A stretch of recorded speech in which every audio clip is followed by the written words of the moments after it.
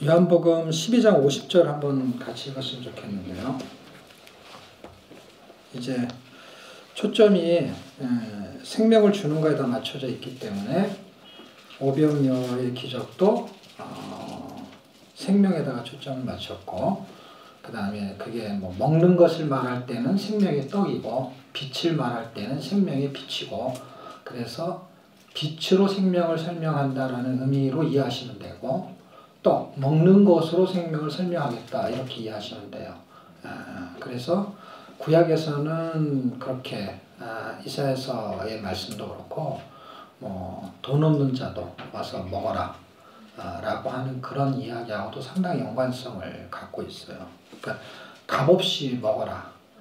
우리가 왜 무료로 이런 거를 하려고 하냐면, 하다 보면 돈이 들어가잖아요. 밥도 먹어야 되고 뭐도 해야 되고. 그런데 무료로 하려고 하는 이유 중에 하나는 뭐냐면, 사람이 뭔가의 에너지를 소비해가지고 얻어낸 것을 가지고 다시 그거를 돌려주면서 사실 수익을 발생시킬 수가 있어요. 박사학위를 받은 사람이 그 학위 받은 걸 가지고 책을 만들어서 그걸 이렇게 돌려주듯이 가리킬 때는 그거에 대한 그 에너지 방출되는 비용을 받는 거죠. 뭐 세미나를 하면서. 근데 이제 제가 이 말통축제가 이제 성경을 읽는 게 이렇게 읽는 방식하고는 시즌 1은 이렇게 하지 않고요. 우리 교회에서 며칠 동안을 계속, 한 달에 한 번씩 며칠을 계속 하는 거예요. 그래서 창세기 읽고 나면 설명하고, 출애굽기 나면 설명하고, 이렇게 해서 요한계시록 읽을 때까지를 하면은 말통축제가 끝나는 거예요. 그 다음 달에 또 해요. 그럼 또 창세기부터 쭉 하는 거예요. 그럼 창세기 읽고 나면 설명하고, 지금보다도 훨씬 빠르게 읽어요. 그러면 처음에 오든 알았든 모르든 아무 상관없어요. 그냥 무조건 그냥 빠르게 읽는 거예요. 입에서. 그래, 갈 사람은 가고, 돈 안 받으니까 가려면 가고 들으려면 듣고. 그럼 무슨 얘기인지 모르는데도 앉아있는 사람은 앉아있는 거고. 근데 그냥 앉아서 버티면은 성경 일독하는 거예요. 그렇게 막 3박 4일 4박 5일 점심 먹고, 저녁까지는 안 주고 이제 점심은 우리가 밥을 해서 주는데, 점심 먹고 나서 또 읽고 갔다가 또 오고, 이렇게 하면서 제가 창세기 읽고 나면 창세기 설명하고 하는 게 강의안을 만들어서 하는 게 아니라, 읽고 나면 인사이트 주는 걸 설명하는 거예요. 그러면 또 창세기 할 때 또 읽고 인사이트가 다른 게 생기면 다르게 설명하게 되는 거고, 그렇게 한 거를 10년을 했어요. 10년을 하고 나니까 이제 출판사에 책을 써달라고 하는데, 책을 쓰려고 할 때 그때 강의했던 것이 상당한 재료가 됐다 이 뜻이죠. 만약에 제가 그 원고를 창세기 이런 뜻이 하라고 딱 이렇게 정해놓은 걸 가지고 10년 동안 가겠으면은 맨 똑같은 것밖에 없는 거죠. 근데 이제 공부는 그렇게 할 수 있다고 생각을 해요. 근데 성경 읽기는 그렇게 할 필요가 없다라는 거예요. 왜냐하면 읽고 주시는 인사이트가 다른데 왜 그걸 맨날 똑같이 그걸 설명하냐 이거죠. 성경 공부는 교재가 똑같은 걸 계속 설명할 수밖에 없지요. 근데 성경은 읽고 은혜를 주는 건 맨날 똑같은 게 아니잖아요. 똑같은 본문을 읽어도 다른 은혜가 있잖아요. 그거를 10년 동안 경험을 한 거예요, 제가. 그래서 성경 읽기는 무한한 은혜를 줄 수 있다. 성경 공부는 정해진 은혜를 주는 거. 한정된 은혜, 정해진 은혜. 이거는 뭐 엄청나게 넓은 은혜를 받을 수가 있는 것이죠. 그래서 그렇게 프로그램을 하다가 하면서 주신 은혜가 뭐냐면, 그렇게 그냥 은혜를 나누는 거니까, 제가 이렇게 막 세미나하면서 돈 받는 세미나 있잖아요. 그거는 그 세미나를 돈을 받고 해야 될 어떤 당위성에 의해서 하는 거예요. 그런데 성경을 읽고 은혜를 나누는 거는, 은혜를 준 걸 그냥 나누는 거는 어떤 의미가 있냐면, 거저 받았으니 거저 줘야 된다 라는 당위성을 제가 갖게 된 거예요. 그래서 그냥 이렇게 나누면서 편안하게 은혜를 받고 나누고, 다른 여러분들도 같이 성경을 지금 같이 읽었잖아요. 읽은 거가 누적이 되는 거거든요. 무슨 얘기냐면, 제가 처음에 창세기 읽고 설명할 때 5분도 설명을 못했어요. 그런데요, 1년 지나고 2년 지나니까요, 설명이 막 입에서 나오는 거예요. 근데 만약에 5분도 설명을 못했을 때 제가 1시간 설명할 수 있는 1시간 설명이 있어요. 제가 준비해서 가면. 창세기를 내가 강의하려고 준비해서 가면 1시간 설명할 수 있잖아요. 예. 그런데 그렇게 안 하고 읽고 나서 은혜를 준 거라는데, 읽고 나서 설명할 게 하나도 없는 거예요. 왜냐면 무슨 말인지 하나도 모르겠어요. 그냥 빨리 쫙 읽어버리니까 힘들고 앉아 있는 것도 힘들고 뭐 이걸 뭐 제가 이렇게 해서 노트를 하거든요. 이게 그날 이렇게 내가 보면서 장을 읽잖아요. 2배속 읽으면 이거보다 훨씬 빠르거든요. 이게 지금 1.6배속이에요. 그럼 막 읽으면은 어느 날 누가복음이나 마가복음 같은 걸 막 읽잖아. 읽으면요. 1장이 무슨 뜻인지 막 생각날 때가 있어요. 여기다 막 적으면요. 쫙 적은 게 책이 된 것도 있어요. 저는 경험을 여러 가지를 많이 했어요. 모든 성경을 창세기부터 요한계시록 했냐 그게 아니라 어떤 성경은 어떻게 뚫어질 때가 있고 어떤 성경은 그 성경 때문에 다른 성경이 보이고 그런 경험을 성경 말통축제라는 것을 하면서 한 게 되게 많아요. 그러니까 지금 같은 게 아니라 성경을 무지막지하게 읽었던 것이죠. 근데 정말 그렇게 은혜가 있었어요. 이게 한 장, 이 장의 제목이 뭔지라고 생각하면서 읽어도 그 다음 장이 넘어가잖아요. 쓸 수가 없어요. 그거를 예를 들면 누가복음 24장이잖아요. 24장을 그 24장 끝날 때까지 그게 1장의 제목은 1장의 주제가 뭐가 되는 거가 쫙 써지는 게 쉽지가 않아요. 근데 거의 완벽하게 그렇게 정리된 걸 책으로 낼 때 그걸 가지고 쓴 게 있거든요. 그때 받은 걸로. 그런 거 저런 거가 종류가 너무 다양하기 때문에 이거는 일관성 있게 하나 이겁니다라고 설명할 필요가 없는 거고 또 그렇게 안 해도 이게 열리는 게 되게 많아요. 제가 요한복음 전체를 한 번을 강의할 때는 지금 이렇게 할 말이 많다는 건 뭐냐 그게 10년이 누적이 됐잖아요. 누적이 돼가지고 그걸 가지고 책을 쓰게 돼서 책을 쓴 걸 가지고 강의를 실제 했잖아요. 오프라인 때. 그 오프라인 가지고 벌써 10년이 됐어요. 그래서 이 사역이 20년이 된 거예요. 그러니까 말통축제로 했던 강의가 10년? 그 10년이 지나고 나서 책을 써가지고 해가지고 지금까지 온 게 10년. 그래서 성경만 가지고 한 게 10년, 그 다음에 책을 가지고 한 게 10년. 이렇게 해서 20년을 해봤어요. 그렇게 해보니까, 이제, 책을 써가지고, 책을 가지고 해보니까 책의 내용은 이미 똑같잖아요. 똑같은 걸 가지고 하는데도 그 내용, 그 시간이 지나면서 뭐라 그래나? 업그레이드가 되잖아요, 사람이. 그 내용에 알았던 거에서 플러스 알파가 생기잖아요. 근데 책은 이미 써놨잖아. 책은 써놓은 거에서 새로운 은혜가 받은 게 있잖아요. 그 책명을 할 수가 없는 거예요. 그래갖고 오프라인 제 세미나 들은 사람들은 아마 지금도 기억날지 모르겠어요. 책은 하나도 안 한 것 같잖아요. 책을 펼쳐놓고 책에 있는 내용 하나도 안 해요. 그리고 제가 늘 하는 말이 있죠. 책은 읽어보면 되잖아요. 책에 다 써있잖아요. 그걸 읽어줘요. 그럼 내가 각자 읽으세요. 근데 책에 있는 내용 한 번도 똑같이 해본 적이 없어요. 그만큼 뭐요? 인사이트는 하나님 굉장히 계속 주신다는 거예요. 어떤 건 연구에서 생기는 것도 있지만 읽어갖고 생기는데 지금 우리가 하는 이 패턴은 사실 읽어서 생긴 거거든요. 그러니까 비전 통독이나 말씀 같은 책 보면은 다른 성경 통독 교재하고는 내용이 다르잖아요. 왜냐하면 공부해서 쓴 내용이 아니잖아요. 아까 제가 말한 요한계시록 구조 잡은 그 세 개 구조가 어떤 책을 공부해서 잡은 게 아니잖아요. 그렇게 공부해서 잡지 않은 구조를 상당히 많이 하게 됐던 배경이 그냥 교인들하고 성경 읽었던 거예요. 그리고 이게 읽어서 뭐가 될지 어떻게 될지를 하나도 모르는 거예요. 조그마한 교회에서 성경을 읽는데 읽고 설명하는데 처음에 이게 잘 안 되죠. 그리고 잘 안 돼도 아무 문제가 없어요. 왜냐하면 돈을 안 받으니까. 그 다음에 또 뭐냐면 우리 교인들하고 하니까. 그렇잖아요. 문제될 게 하나도 없잖아요. 성경 읽는 건데 읽고 설명이 부족해가지고 뭐 안 읽겠습니다. 이런 사람은 없으니까. 그럼 자기가 읽는 거니까. 그렇게 읽는데 어느 날 설명이 되어지기 시작하니까 다른 교회 사람이 오는 거예요.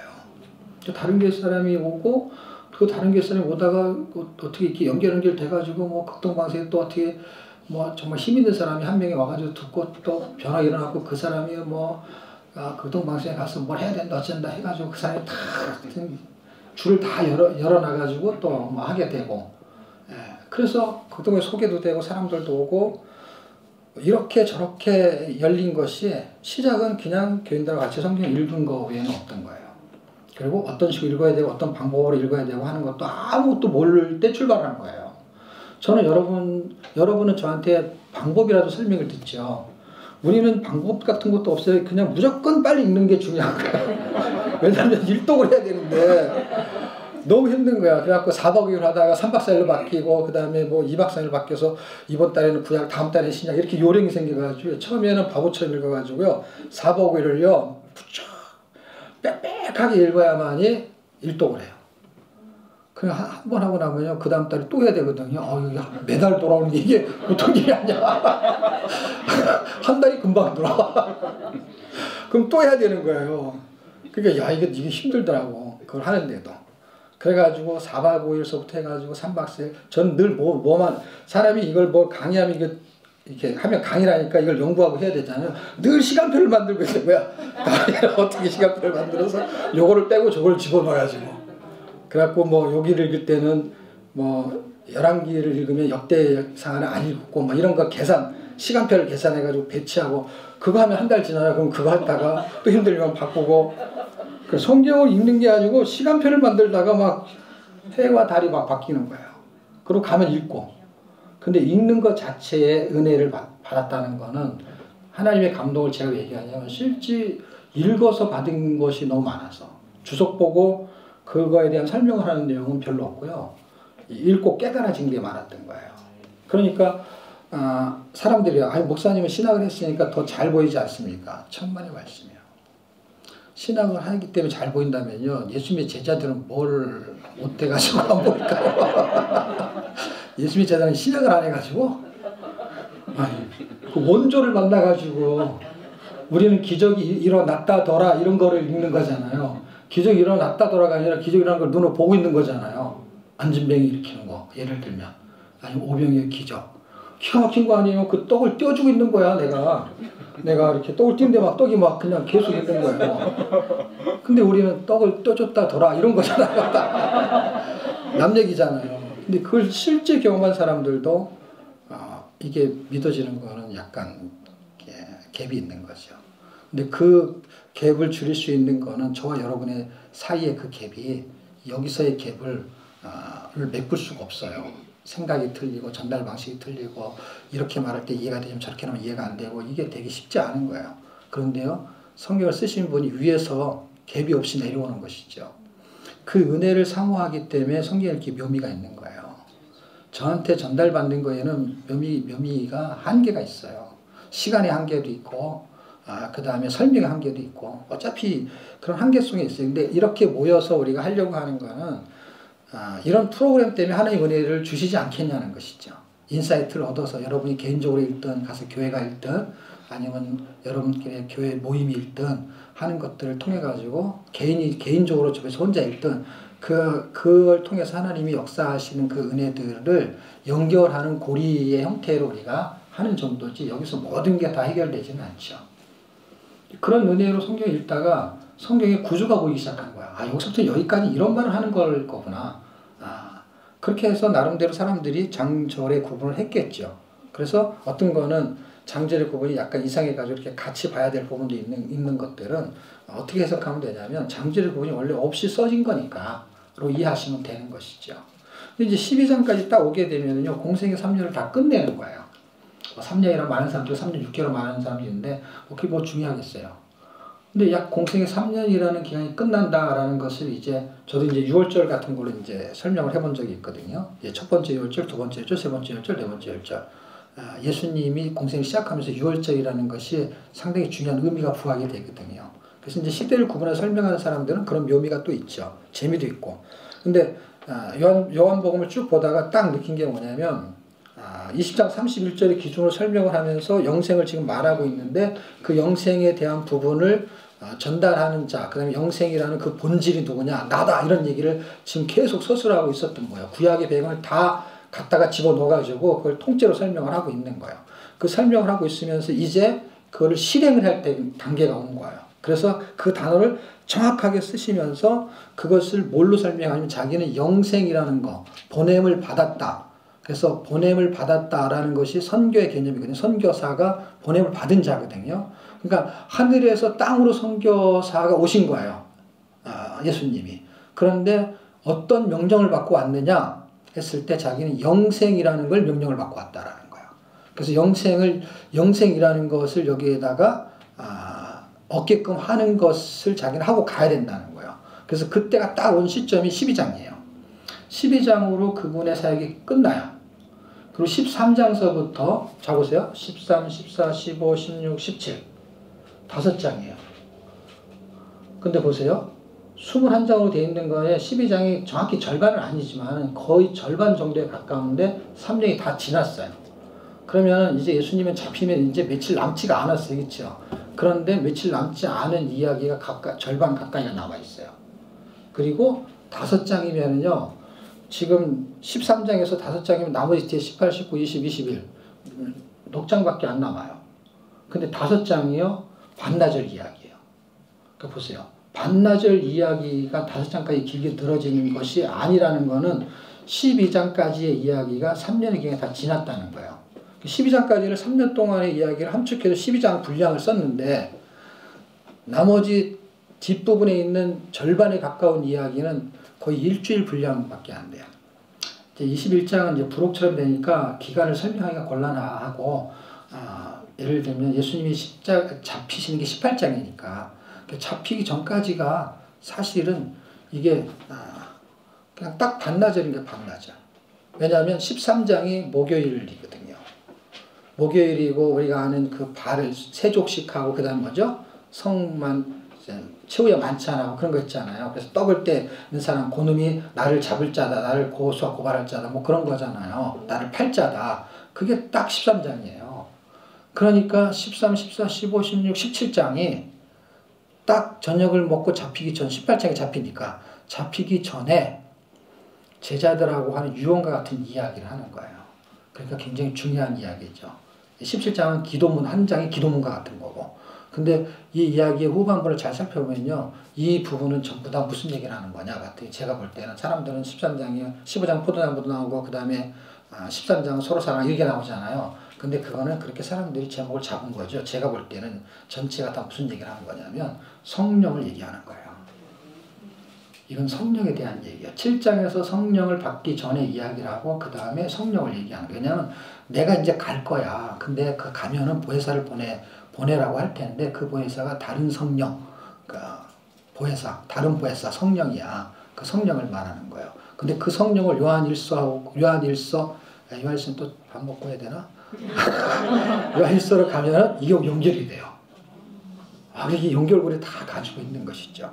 그래서 일단은 요 12장 50절을 읽고 그분의 명령 영생인 것이 어떻게 구약하고 신약하고 연결이 돼서 그것을 실행시키면서 성령하고 부여를 시키는지를 한번 설명을 해보려고 하는데요. 50절을 찾으셨나요? 12장 50절? 네. 같이 한번 읽어요. 시작. 나는 그의 명령이 영생인 줄 아노라. 그러므로 나의 이르는 것은 내 아버지께서 내게 말씀하신 그대로 이루노라 하시니라. 예. 영생이라는 이야기는 이제 계속 해왔고, 근데 명령이라는 거에 제가 의미부여를 한 거야. 명령을 받고 왔구나. 왜냐면 그런 단어를 잘 쓰지를 않거든요. 어디를 하나 더 찾아보면 되냐면,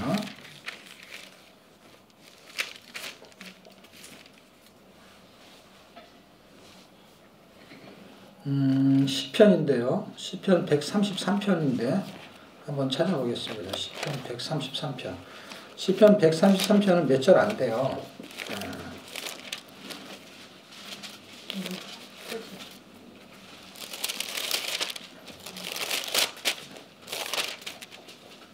찾으셨나요? 네. 뭐 여러분 1, 2, 3절 다 아는 내용인데 3절만 볼게요. 이 시편을 설명하려는 게 아니라 명령이라는 것 때문에 제가 이제 요거를 찾게 된 건데요. 3절만 같이 읽어요. 시작. 분명히 있으리 시온의 산들에게 내림 같도다. 거기서 여호와께서 복을 명하셨으니 곧 영생이로다. 요게 이제 복이라는 단어를 설명할 때도 굉장히 좋은 의미 부여가 되고요. 그 다음에 이제 거기서라는 그 위치에 대한 거는 두 번째 중요한 거고 장소니까요. 뭐를 명령을 했다는 거예요. 근데 복을 명했다는 거예요. 그래서 예수 믿으면 복 받는다는 복을 이 복을 말하는 거예요. 그래서 예배소서 1장에서 말하는 복은 하늘에 신령한 모든 복이 이 복을 말하는 거예요. 예수 복을 말하는 거거든요. 그러니까 예수 복이 결국 뭐냐? 예수가 영생이라는 설명을 했잖아요. 요한복음 5장 39절에. 그러니까 영생의 복을 말하는 거예요. 그러니까 여기서 말하는 복은 영생의 복이 돼버린 거죠. 복을 명하셨으니 영생이다. 그러니까 복과 영생이 동일시시켜 놨잖아요. 근데 복은 종류가 다양하게 많으니까, 왜냐면 복도 구원의 복이 또 복이거든요. 구원의 복도 있어요. 그럼 그것도 성경구조에 있냐? 그것도 성경구조에 있어요. 찾는 김에 구원의 복, 영생의 복 두 가지가 복의 정의를 내릴 때 아주 중요하니까 신명기 33장 뭐 외우는 사람들은 다 알 거예요. 이제 그거를 그렇게 단어 정리를 못해서 몰랐던 것 뿐이지 사실은 다 중요한 성경 구절 중에 하나죠. 33장 29절 찾으셨나요? 거기도 같이 읽어요. 시작. 이스라엘이여 너는 행복자로다. 여호와의 구원을 너같이 얻을 백성이 누구냐. 그는 너를 돕는 방패시여 너의 칼이시라. 내 대적이 내게 복종하리니 내가 그들의 높은 곳을 밟으리로다. 행복자로다 할 때 그거 복을 말하는 거예요. 그 행복은 복을 말해요. 여기서 말하는 행복이란 단어의 그 행복은 다윗이 밧세바를 번하고 엄청난 죄를 저질렀잖아요. 그 죄에 대한 부분을 시편 32편 그 다음에 시편 51편에서 서술을 해요. 그런데 놀랍게도 신약 성경에서 로마서 4장에서 다뤄요. 어떻게 다루냐면 사람의 행복에 대해서라고 해요. 사람의 행복, 그러니까 행복이랄 때 행자를 붙이든 띄든 상관없이 사람의 복이나 행복이나 똑같은 말인데 여기도 행복인데 복된 자로다 이렇게 표현을 상관없고 어쨌든 사람의 행복에 대해서라고 말할 때 죄를 가리움을 받는 자가 행복자다 이거예요. 죄를 가리움을 받는 것이 결국 뭐예요? 구원받은 것을 말하는 거예요. 죄를 해결받았다라는 거예요. 그것을 구원이라고 해요. 구원. 그래서 그런 용어들이 이해가 되면은 이제 로마서가 말하는 거를 다윗에 있는 글을 인용하게 되고, 그 바울이 그걸 쓰고 있는 거죠. 아브라함의 예화와 그 다음에 다윗의 예를 쓰는 거예요. 그래서 어떻게 구원받느냐, 믿음으로 구원받는다 하는 것은 아브라함을 통해 설명하고, 믿음으로 구원받았다는 것은 뭘 해결받은 거냐 하는 걸 다윗을 통해서 죄를 해결받았다 이 얘기를 하는 거예요. 그래서 두 명의 인물이 등장을 해요. 그런 사례가 이 앞부분에서 그게 행복자라는 거예요. 우리는 돈 많은 사람 보면 야 너 행복하겠다 그러잖아요. 그럼 그게 행복이 아니냐라고 할 때 아니라고 말할 필요는 없어요. 그것 때문에 불행해질 수 있을지는 모르지만 그것 자체가 저주는 아니잖아요. 그냥 왜냐면 그럼 뭐 누가 돈을 벌려고 하겠어요? 거기서 나름대로 뭔가 먹을 거 사 먹고 뭐 사면서 거기서 행복을 느끼는 경우도 있으니까 부수적이든 비본질적이든 행복에 대한 부분을 어느 정도 갖고는 있는 내용이 있는 것이죠. 근데 지금 성경에서 말하는 행복의 핵심은 뭐냐? 구원의 복을 말하는 그 구원, 그게 행복자라는 것이죠. 근데 그 구원을 가진 자가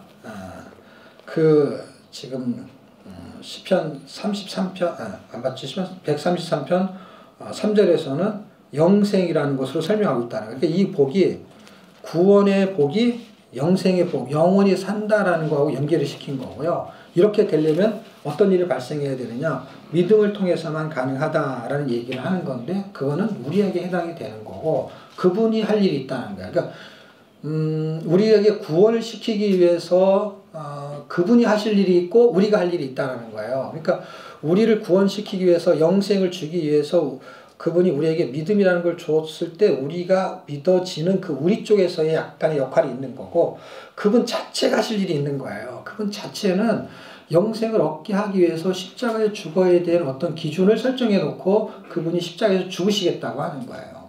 그래서 그 때가 됐다라는 것이 이제 13장에서부터 18장 갈 때까지의 이야기를 통해서 이제 가기 전에 유언 같은 이야기를 하고 18장이 전개되는데 장수가 기니까 되게 오래 걸리는 것 같이 보이지만 12장 50절이 끝나고 나서 이제 이 명령대로 잡히는 거는 딱 반나절이니까 우리로 말하면은 그냥 여기 와가지고 아침에 뭐 아침이라고 설명은 그렇지만 하여튼 오늘 와가지고요 반나절 이렇게 얘기하다가 저녁에 잡히는 거예요.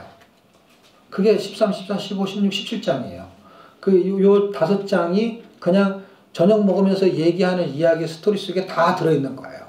17장은 기도문으로 그냥 그들을 위해서 기도해주고, 당신 하나님과 내가 하나인 것처럼 저들과 우리가 하나가 되기를 원합니다. 이 얘기예요. 근데 성령을 통해서만 하나가 되는 거예요. 그래서 보혜사에 대한 성령을 이야기하는 거예요. 그러니까 이 구조가 얼마나 기가 막히게 만들어져 있냐면,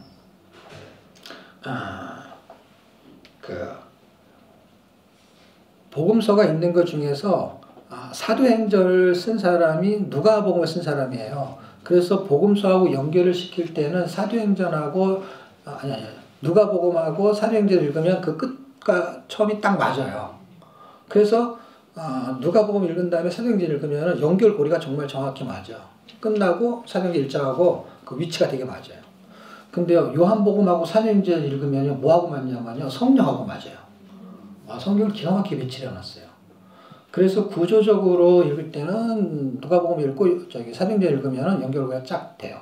근데 지금 복음서가 끝나면서 사도행전으로 연결될 거잖아요. 그래서 연결될 거에 대해서 사도행전은 성령이 움직이잖아요. 성령에 대해서 설명해 놓은 책은 누가복음이 아니고 요한복음이에요. 그래서 누가복음 읽고 사도행전 읽어도 전개 방식이 괜찮고, 요한복음 읽고 사도행전 읽을 때는 지금 13장서부터 17장까지의 이야기가 끝이니까 나머지는 잡혔다는 서술을 하는 거고, 그렇게 잡히기 전에 성령을 이야기해 주고서 그것이 믿어지는 사람하고 성경 연결고리가 되는데, 연결고리가 어떻게 되는지에 대해서는 요한 1서에서 설명을 하고, 기가 막힌 책들이죠. 그리고 실제 사도행전에서는 성령이 역사를 하고, 그러니까 그것을 당신이 실행하고 있는 이야기를 하고 유언 같은 이야기를 해주는 게 이제 마지막 이야기예요. 영생을 주겠다는 것이죠. 영생. 그게 행복자라는 거야. 그러니까 여러분이 이게 믿어지면 성경의 기준으로 우리가 행복한 사람이 되는 거예요.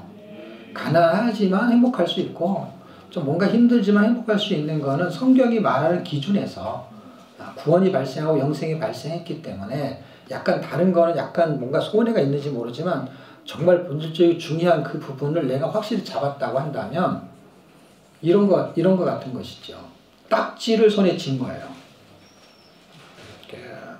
지금 뭐 아파트 값이 좀 내리긴 하지만 아파트가 막 비싸고 막 할 때, 그 아파트에 살고 싶은 사람들이 굉장히 많을 때, 그 허름한 집에 사는데 이것이 헐리고 재건축을 하게 될 때 뭘 주냐면 딱지를 준다 그래요. 그 옛날에 줬으면 얼마나 좋았나. 우리 집에 옛날에 딱지 되게 많았는데 버리고 주고 막 그랬는데, 하여튼 그거를 딱지라는 표현을 써요. 그래서 그 딱지를 주면은 그 딱지를 가지고 있다가 거긴 헐려야 되니까 나가서 살아야 되죠. 그래서 뭐 어디 가서 전세를 하거나 좀 허름한 데 가서 살아요. 그리고 집이 없는 거야. 그런 데 살아요.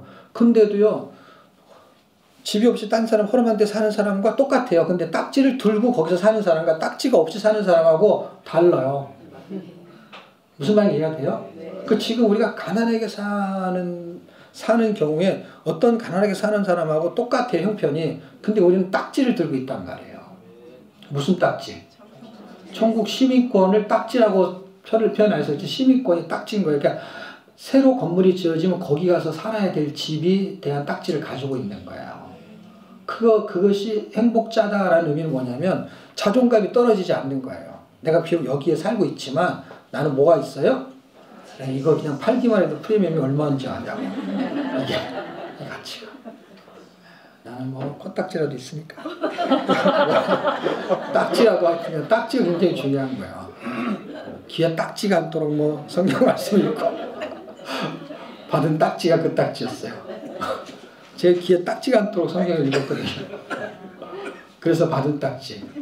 이 귀가 열리고 이게 깨달아지고 어쨌든 영생을 주겠다고 하는 이 하나님의 말씀이 복된 거라는 것이 믿어지지 않으면 이게 공허한 거야. 왜냐하면 요한복음 5장 39절에 영생에 대한 것을 얻기 위해서 정말 얼마나 많은 사람들이 성경을 연구했으면, 대단한 학자들이 연구를 했는데 그 연구를 해가지고 그 목적도 동일해요. 영생을 얻을 줄 알고라는 거 뭐냐, 성경에서 영생이라는 것을 파낼 수 있다는 거예요. 여기를 파면 보물이 나오는 데는 그 장소를 정확하게 집었어요.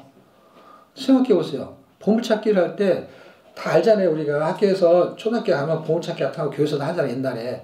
그러면은 위치 알려줘요, 안 알려줘요? 알려주잖아요. 저쪽으로 가라고 알려주잖아요. 근데 저쪽 가기 전에 일단 저쪽 쳐다보지 말고 이쪽 쳐다보고 있으면 거기다 숨기잖아요. 숨기고 딴 데 알려주는 선생님 있어요?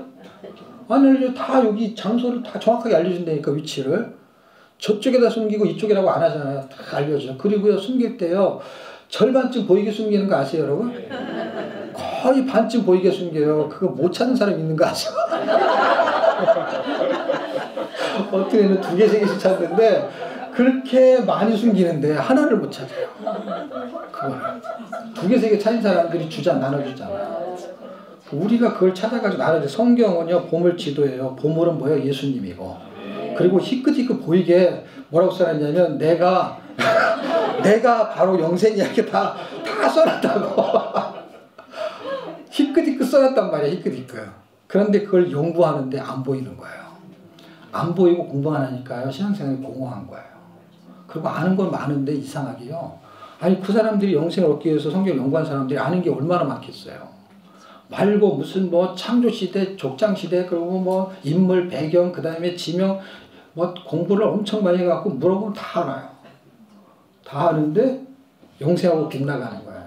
그 빗나가니까 행복이라는 거 빗나가는 거예요. 그러니까 복하고 빗나가는 거예요. 복은 예수니까. 예수라는 복의 본질이 없으니까 돈이 있으면 행복할 거해서 돈을 벌었는데 돈이 행복을 100% 가져다 주는 게 아니에요. 그냥 벌 때는 행복했는데 쓸 때는 행복한데 그것 때문에 뭔가 문제가 자꾸 발생하는 게 또 생기니까 그 문제를 해결해 주는 게 아니라 아플 때는 병원비에 내고 해결해 주는 것 같았는데 그게 진짜 문제는 해결을 못 해주는 거예요. 영원한 생명을 얻을 수 있는 문제 해결이 안 되잖아요. 돈이 필요 없다는 게 아니라 이게 진짜 행복을 가져다 주는 게 아닌 거야. 그걸 추구했는데. 이 본질을 우리가 이해해서 예수 그리스도를 통해서 행복해지지 않으면 신앙생활이 너무 힘든 거예요. 주일날 가야 되는 것도 힘든 거고 설교 듣는 것도 힘든 거고 그 다음에 가가지고 내가 봉사하는 것도 이걸 내가 왜 해야 되는 거지? 뭐 내가 무슨 직분을 받으려고 해야 되는 건가? 뭐 때문에 해야 되는 건가? 이런 정체성이 흔들리게 되면은요, 신앙생활 전체가 무너지는 거예요. 그러니까 그냥 왔다 갔다 하는 거야. 다니던 것도 안 다니기도 그렇고, 남들도 다 직분 받는데 안 받기도 그렇고, 그냥 몇 년 다니면 몇 년 다니면 어디까지 그냥 그렇게 하는 거예요. 근데 거기서, 변화가 일어날 수 있는 가장 중요한 소스는 본질적인 아주 간단한 거예요. 그분이 진리고 생명. 요한복음 8장에는 그분이 진리라는 거잖아요. 진리를 알면 자유케 된다는 거잖아요. 그래서 그 자유가 없으면 매이는 거예요. 교회가 작아도 힘들고, 그 교인이 크면, 교인들이 많으면 좋을까요? 많으면 또 이상한 놈이 와가지고 힘들고, 그냥 뭐 이래도 힘들고 저래도 힘들고, 그냥 좋아 보이는 거에 힘든 게 많은 거예요. 그런데 진리라는 그 분이, 예수라는 분이 나한테 진리로 자리 잡는 거죠. 지식이 아닌 진리. 그분이. 그러면은 내가 자유함을 가질 수 있다라는 거는 감옥에 있는 놈이 자유한 건지 감옥 밖에 있는 놈이 자유한 건지가 헷갈리게 되는 거예요. 바울이 그 진리를 가졌어요. 그리고 감옥 안에 있는데 감옥 안에 있는 놈보다 감옥 밖에 있는 놈이 불안한 거야, 더. 그래서 감옥에 자꾸 찾아와. 찾아와서 어떻게 해야 영생을 얻을 수 있냐면 이런 질문 다 하는 게 노디아 어디죠? 빌립보 감옥에 있을 때도 그 얘기고, 감옥에 있는 사람 간수가 더 불안해, 이게. 왜냐면 간수가 안 돼가지고 잘 간수를 했어야 되는데 죄인들이 간수를 못해가지고 도망갔을까봐. 근데 편안하게 있는 거야, 그냥 가만히. 그리고 바울도 누가 갇힌 거, 물론 이렇게 셋집에 있다는 게 철저히 갇혀놓은 건 아니지만 어쨌든 갇혀 있는 거잖아요. 갇혀 있는데 자유한 사람이 있고 안 갇혀 있는데 불안한 사람이 있잖아요. 그걸 뭘로 설명할 수 있냐는 거죠. 근데 성경은 그걸 해방시킬 수 있는 진리를 가지고 있다라는 그 분을 만나는 것이 성경이고, 그 성경이 결국 우리에게 미팅 포인트가 되는 거고, 그래서 이런 자리들이 주님을 만나는 포인트가 되는 자리죠. 이 장소를 우리가 정해서 거기서 성경을 읽고 그러면 그 성경 속에서 주님이 우리를 기다리고 있는 거잖아요. 그때 그분을 만나면 그 사람한테 은혜가 있는 거죠. 그게 지금 13장부터 전개되는 방식이 지금 이제 마지막 유월절인 거죠. 이제 13장 1절에 유월절 전에 예수께서 세상을 떠나 아버지께 돌아가실 때가 이른 줄 아시고 세상에 있는 자기 사람들을 사랑하시되 끝까지 사랑하시고 하는 그 사랑이 죽는 거거든요. 그래서 죽는 것이 나타나는 18장의 전개가 드러나기 전에 13장서부터 뭔가를 설명하는 건데, 여기서는 이제 우리가 잘 아는 세족식하고 성찬식이 나오는 거니까, 성만찬이 나오는 거니까 지나가고, 그러면서 이제 14장에서 이제 예수님은 가시는 것이죠. 근데 그 길로 따라오게 할 수 있는 그 길에 대한 설명을 할 때 그냥 주소를 주고 가면 되게 좋은데, 주소를 정확하게 주고 가질 않고 그냥 내가 길이요 진리요 생명이니 이렇게만 하고 그냥 가버리신 거예요. 그러니까 우리가 따라가려면 그분을 아는 방법밖에 없어요. 내비게이션 어떻게 틀어가지고 갈 수도 없고요. 그래서 그분한테 가는 방법에 대한 길을 설명해 주고 14장 16절에 보혜사를 보내겠다라는 이야기를 하고, 그 보혜사를 통해서 그 진리의 영이 우리를 깨닫게 하실 것이다. 그래서 아까 진리를 말했던 8장에 말했던 그 진리가 영으로 와가지고 우리한테 설명을 한다는 것이죠. 다른 보혜사는 지금 14장 하는 거예요. 14장 16절 17절에 진리의 영이다 라고 말하는 것이죠. 그래서 당신이 가지만 다시 오겠다는 거예요. 그 다시 오겠다고 하는 그 부분을 성령으로 말하는 거를 이따 요한일서에서 할지 안 할지 모르니까 요한일서를 한번 볼게요. 이제는 가시기 전이고 가셨어. 가신 상태에서 쓴 게 요한 1, 2, 3서요. 그러니까 어떤 얘기냐면 요한복음은, 자 보세요. 제 손가락을 보세요. 요한복음, 요한 1, 2, 3, 요한계시록 이렇게 되는 거예요. 그러니까 요한복음은 복음서니까 구원을 발생시키는 이야기를 쓰는 거예요. 영생을 얻게 하려 함은이 구원이잖아요. 그래서 구원을 받은 사람들에게 쓴 책이 서신서예요. 그러니까 구원의 삶을 말하는 거예요. 그 구원의 삶이 완성되는 걸 설명한 것이 요한계시록 구원의 완성이에요. 그러니까 구원의 삶, 구원의 완성을 요한의 신학에서 설명이 가능해요. 그러니까 구원의 삶을 살아야 되는 사람들에게는 뭐가 움직이느냐? 사도행전처럼 성령이 역사하셔야 돼요. 구원을 받은 자에게 임하는 게 성령이니까. 그 성령이 주도적인 것을 이해해야 되기 때문에 이제 구원을 시키고 영생을 줘서 구원을 시키면 어떤 일이 발생하냐? 보혜사 성령이 와가지고 너희가 생각날 걸 다 생각나게 하고 너에게 평안도 주고 다 할 것이다 라고 말하는 것을 설명을 아직은 그 일이 벌어지지 않은 상태에서 설명하는 거야. 다시 말하면 성령에 대한 설명을 여기다 하고 성령에 대한 설명은 사도행전에 없어요. 무슨 말인지 아시겠어요? 성령은 사도행전에 나타나요. 근데 성령에 대한 설명이 아니라 성령의 역사가 나타나는 거고 성령에 대한 성경 공부를 미리 여기서 해주고 있다는 거예요. 그런데 그 성령이 우리한테 들어오는 거는 구원받은 사람에게 하나가 된다고 했잖아요. 하나가 되는 거는 어떻게 해서 되느냐? 하나님이, 그러니까 아버지죠. 기도할 때 이렇게 하는 거죠. 당신이 우리하고 하나가 된 것처럼 저들도 우리와 하나가 되게 하십시오. 라는 건 성령이에요. 근데 그 성령을 통해서 우리가 하나가 됐다라는 걸 느끼는 건 요 가운데 요한 1, 3서에서 느끼는 거예요. 그렇게 요한일서에 써 있단 말이에요. 요한일서 3장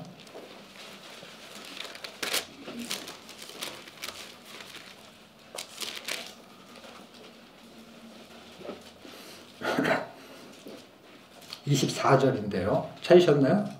같이 읽어요. 시작. 그의 계명들을 지키는 자는 주 안에 거하고 주는 저 안에 거하시나니 우리에게 주신 성령으로 말미암아 그가 우리 안에 거하시는 줄을 우리가 아느니라.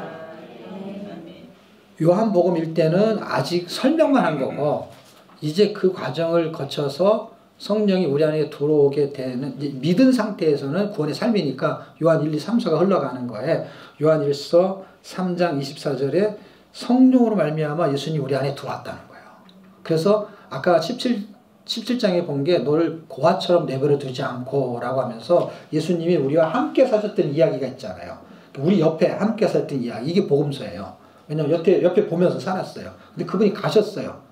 근데 요한 1서를 통해 가지고 요한 1서에서의 설명대로 그분이 우리 안에 오셨어요. 그러니까 우리와 함께 사시는 거예요. 그거를 성경은 신학적으로 임마누엘이다라고 설명을 해요. 그게 구원의 삶이 임마누엘이에요. 구원의 삶. 이제 그때 복은 아까 구원의 복, 그다음에 영생의 복, 그리고 구원의 삶을 사는 복은 그거는 순종의 복이라고 말할 수 있어요. 임마누엘의 복이죠. 자, 하나만 더 찾아볼게요. 4장 13절. 찾으셨나요? 시작. 그의 성령을 우리에게 주심으로 우리가 그 안에 거하고 그가 우리 안에 거하시는 줄을 알리라. 이게 똑같은 얘기지만 이게 되게 중요하단 말이에요. 어떻게 중요하냐면 요한복음에서는 설명을 하는 거고 그 설명을 듣고 있는 사람들은 이해를 못했을 거예요. 그런데 이들이 이해를 했다는 얘기를 지금 하고 있는 거예요. 그럼 우리하고 무슨 상관이 있느냐? 우리가 지금 요한 1서의 단계에 와 있는 거냐? 아니면 지금 요한복음 거기 아직 설명만 듣고 있는 단계냐? 라는 거를 생각해 봐야 되는 거예요. 근데 지금 예수를 믿지 않은 사람이면은 요한복음에 대한 설명을 듣는 거고, 그게 아니고 우리가 예수를 믿었다고 한다면 요한 1서에 그분이 성령을 통해서 우리 안에 있는 걸 느껴야 되는 거고, 그러면 느껴야 된다면 뭐예요? 내 안에 뭐가 있다라는 걸 느끼는 거, 영적으로. 그러면 이게 싸움이 시작이 돼요. 이게 신학적으로는 임마누엘 그러면 그분이 내 안에 계세요. 계시면은 그분이 계시는 존재성의 의미가 뭐냐면 그분이 나의 주인으로 이제는 들어와 버린 거예요. 근데 그분이 나에게 주인이 될 만한 그 역할을 그분에게 주느냐 안 주느냐가 서신서의 얘기예요. 구원의 삶의 얘기. 그래서 그게 긴 거예요. 요한복음까지는 구원이 발생하는 이야기예요. 복음을 전하니까. 그래서 그걸 받아들이면 사도행전으로 가버리는 거예요. 사도행전으로 가가지고 성령이 들어와요. 그러면은 로마서부터 유다서까지 무슨 얘기냐면은 이제 예수님이 성령의 역사는 그런 건데 그게 내 안에 들어왔잖아요. 들어오게 되면은 그분이 나의 주인이잖아요. 주인이 갖고 있는 기준에 대한 설정이 서신서의 전체가.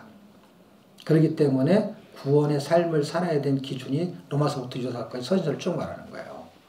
그래서 요한 2서를 보게 되면 이단을 경계해야 돼. 이런 것도 서신서에 들어있는 거예요. 유다서에 가게 되면 이단은 반드시 심판을 받을 거야. 예?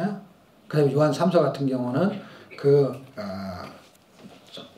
나그네를 대접하고 이렇게 살아야 돼. 하는 게 지금 요한의 신학에서 들어있는 신학이란 말이에요. 구원, 영생, 그걸 가진 사람은 성령을 같이 있고 그 성령을 가지고 있는 사람들의 삶을 말하고 있는 거예요. 그래서 그 싸움이 계속 반복이 되는 거예요. 그 싸움에서 이길 수 있는 힘이 믿음인데 그 믿음은 사실 뭐냐? 결국 말씀을 듣는 수밖에 없어요. 어떤 말씀이냐?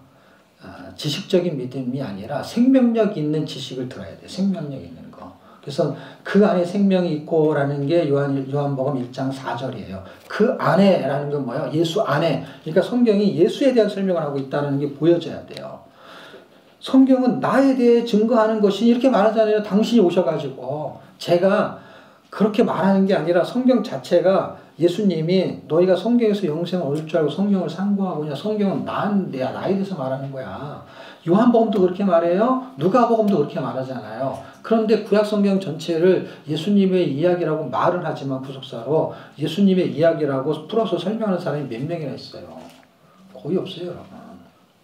제가 처음 비전통독이 예스통당 책으로 나올 때가 2014년이에요. 2014년도에 그때 두란노 아버지 학교에서 할 때가 두란노 양재동이에요. 거기서 조금만 걸어가면은요,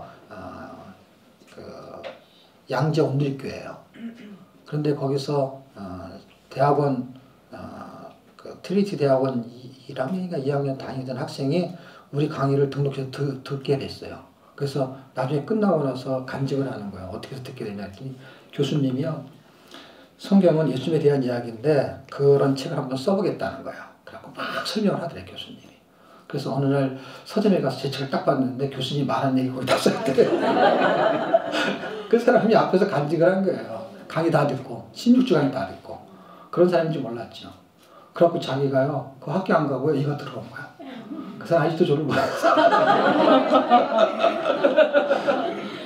만나기도 하고 교제도 가끔 하긴 하는데 나름대로 되게 아주 신통한 지혜를 가지고 있는 분이에요.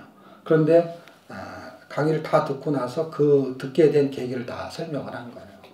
구속사적으로 정리하는 게 제가 정리하는 게 다 100% 맞다 이런 뜻은 아닌데 지금 성경에서 말하는 거는 그리스도의 말씀, 지금 생명이 있는 거는 예수밖에 없어요. 그러니까 그 생명 때문에 창세기부터 쓰고 있는 거예요. 그 생명의 문제 때문에 선악과가 움직인 거고 전부 다 그 얘기예요.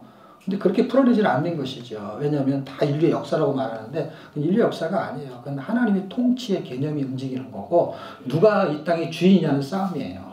사탄이 그걸 가로채가지고 선악과를 먹게 해서 자기가 주인 노릇하는 거예요. 그것에 우리가 중독이 돼가지고 지금 내가 주인인 줄 알고 이상하게 사는 거지 우리가. 왕 노릇이 그런 개념이에요.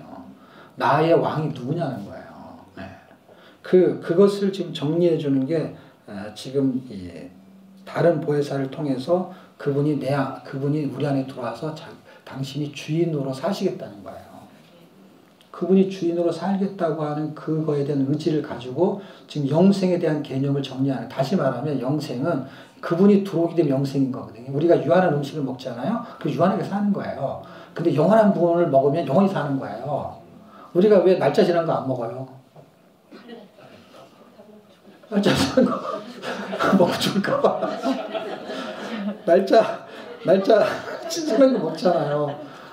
그런데 그렇게 유한한 걸 먹는 거죠. 날짜가 있다면 유한한 거잖아요. 언젠가 썩는 거잖아요. 근데 그걸 먹으니까 썩어서 죽는 거예요. 언젠가는 우리도. 유한하기 때문에, 유한하다는 건 기간이 있다는 거잖아요.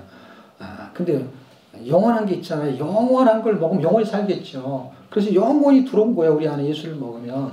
그걸 예수를 믿었다는 거 어떤 거예요? 그분이 나의 주인이라는 거예요. 그분이. 뭐의 주인? 생명의 주인이요. 그러니까 그것이 믿어지는 거에 대한 것을 이제 이분은 너무 이제 바쁜 거야. 13, 14, 15, 16, 17 바빠가지고요. 막 마지막 17장은요. 그 기도문이에요. 하나님께 기도하는 거예요. 저들이 우리와 같이 되기를 원합니다. 하나가 되기를 원합니다. 그것으로 하고서 잡혀서 죽는 거고, 그거를 믿을 때 구원이 발생하는 거예요. 18장, 19장, 20장에 그분이 죽으실 때는 어떤 믿음으로 죽었느냐 할 때, 그분은 내가 이렇게 해서 그 명령을 받고 와서 내가 이렇게 죽으면 그것을 그대로 믿는 사람, 동일시되는 믿음을 갖는 사람에게 구원이 발생된다라는 믿음으로 죽은 거예요. 하여튼 내가 아무렇게나 죽고 피를 흘리면 믿음은 구원 이런 게 전혀 아닌데, 구원의 정리가 잘 안 돼 있어가지고 내가 믿기 때문에 구원받는 게 아니라 예수님이 그렇게 명령을 받고 죽으신 그게 믿음이에요. 그분은 믿음으로 죽은 거예요. 어떤 거? 나를 믿는 자가 구원받을 거. 어떻게? 내가 이렇게 죽은 것이 뭔지 알고 믿는 사람들. 그냥 덕후덕 믿어지는 게 아니에요. 이거는 명확하고 분명하게 예수의 믿음으로 믿은 사람만 구원이 발생하는 거예요. 어떻게? 그분이 이 영생이라는 것이 정확하게 의미 전달이 된 사람들. 정말 예수님 구원받을 수 있을까 할 때 믿은 사람들이 가짜를 믿은 거는, 안 믿으면 손해니까 믿은 사람들. 안 믿으면 지옥 간다니까. 그런 게 아니라니까. 이거는 여러분 성경 보세요. 요한계시록에도 3번 반복하고 있고, 그 다음에 디모데에게 또 계속하는 말이 뭐냐면 예수의 믿음으로 구원받는 거예요. 예수의 믿음. 정확하게 믿음으로 구원받는다는 할 때 단어는 예수의 믿음이에요. 그거 하나만 보고 마칠게요. 디모데 어디죠? 정확하게 생각이 안 나는데.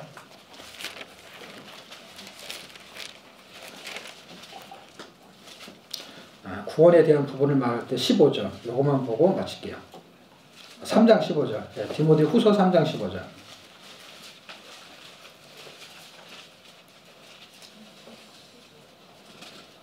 이런 말을 썼기 때문에 성경에서는 너희가 그 은혜를 인하여 믿음으로 말미암아 구원을 얻었나니 할 때 그 믿음이 어떤 믿음인지를 성경이 설명을 해놨다는 거예요. 믿음이라는 것은 틀리지 않고 맞는데, 그러니까 내 멋대로 생각하는 믿음 이런 건 아닐 수 있잖아요. 그냥 아무렇게나 믿는 믿음 그게 아니거든요. 15절 찾으셨나요? 네. 시작. 또 내가 어려서부터 성경을 아는 성경은 능히 너로 하여금 그리스도 예수 안에 있는 믿음으로 말미암아 구원에 이르는 지혜가 있게 하리라. 아멘. 디모데전서 1장에도 있습니다. 그리고 이것을 지키는 자가 이길 수 있다라는 것이 요한계시록이에요. 요한계시록 이거하고 연결을 다 시켜야 되는데, 어쨌든 요한계시록 이미 다 해버렸고, 어쨌든 포인트를 알려드리면 12장, 13장, 14장 3개의 성경 구절 안에 모여져 있어요.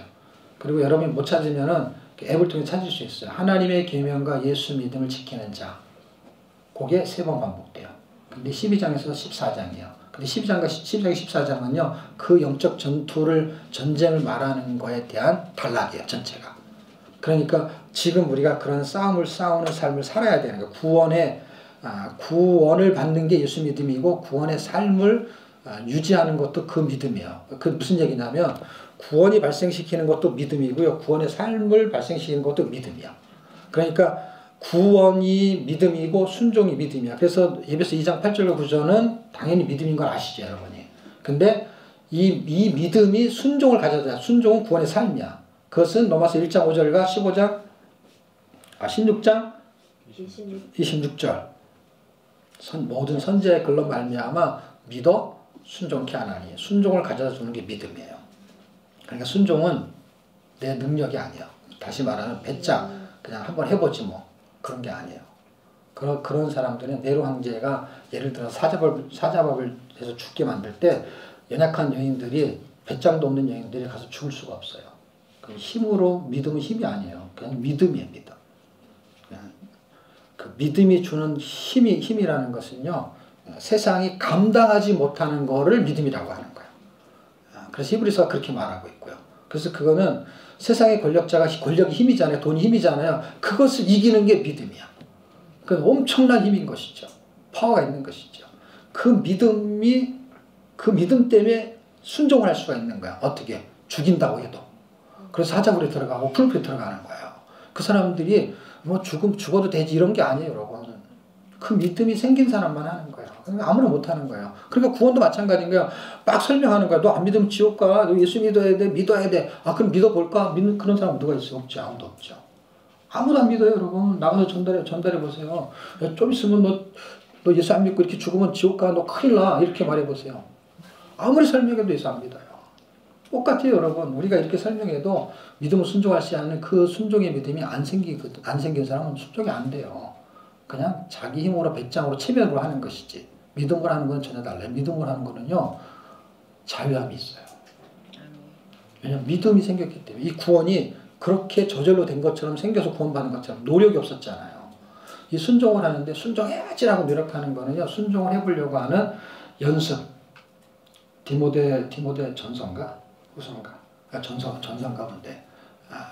경건의 얘기를 연습하라 하는 연습. 그건 훈련이죠. 훈련의 단계가 있어요. 근데 그게 되어지는 거는요. 믿어지면 되어져요. 믿어졌기 때문에 그걸 감수할 수 있는 그냥 힘이 들어와 버린 거거든요. 여러분이 이번 제3의 말통 축제를 통해서 저에게도 마찬가지고 그것이 크든 작든 그런 믿음이 생기는 은혜가 있기를 축복합니다. 여기까지 하겠습니다. 수고하셨습니다.